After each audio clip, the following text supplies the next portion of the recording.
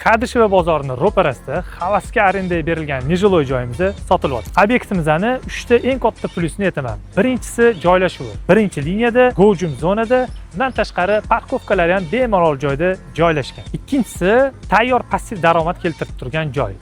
Uchinchisi kadastr bo'yicha yerri kattaligi, ya'ni ham отдельный стоящий bino, ham 23 sotuv yerda joylashganligi. Qo'shimcha aytadigan bo'lsam, qurilishdan xabari bor investorlar uchun bu joyda game plan bo'yicha 5 qavatgacha bino qursa bo'ladi.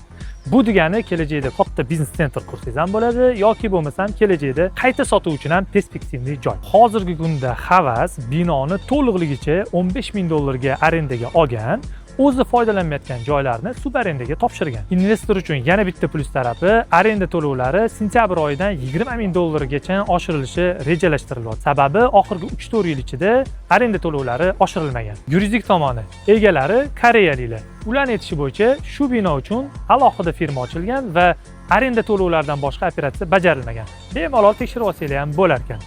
Sotishdan maqsad keyingi kattaroq investitsion rejalar. Egalari joy uchun $2 million so'rashgan. Men siz uchun oxirgi narxni ayta olaman. $1,800,000. Sababi ikkita mijozlar naqd $1,750,000 taklifiga berishmadi. Agar shunaqa ham passiv daromad olib keladigan, ham kelajak potensiali yuqori bo'lgan obyektimiz qiziq bo'lsa, pastki raqamlarga aloqaga chiqib, obyektimizni ko'rgani kelsanglar bo'ladi.